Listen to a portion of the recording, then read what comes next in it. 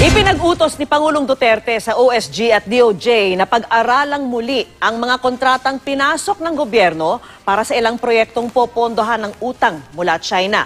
Sa gitna po yan ang usapin tungkol sa bilyong-bilyong pisong mga pautang ng China sa Pilipinas.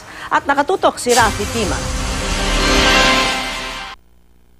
Philippines has no history of defaulting on its loans.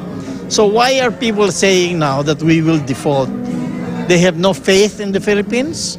Yan ang ilang beses na tiniyak ng Department of Finance sa gitna ng mga agam-agam sa bilyong-bilyong piso mga pautang ng China sa Pilipinas. Pero sabi ni Supreme Court Senior Associate Justice Antonio Carpio, hindi raw ito tamang sabihin.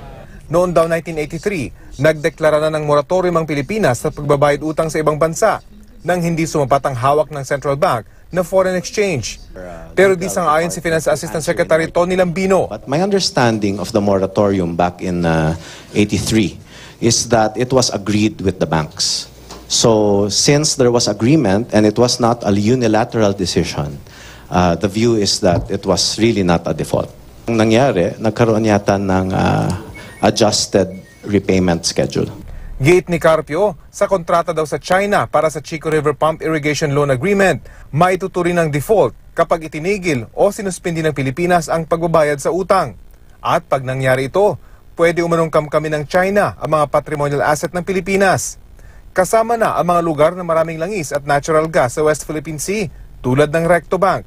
Sa datos ng Department of Energy, posibleng meron doong 165 milyon na bariles ng langis at 10.5 trillion cubic meters ng natural gas. Kahapon, inutusan ni Pangulong Duterte ang Solicitor General at Justice Department na pag-aralang muli ang mga kontratang pinasok ng gobyerno kasama ang Chico River Project at Kaliwadam Project na popondohan ng utang mula China.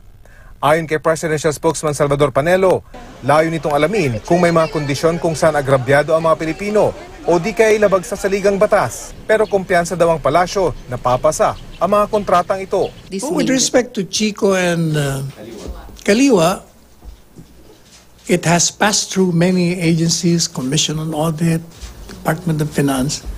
Rafi Tima, nakatutok, 24 oras.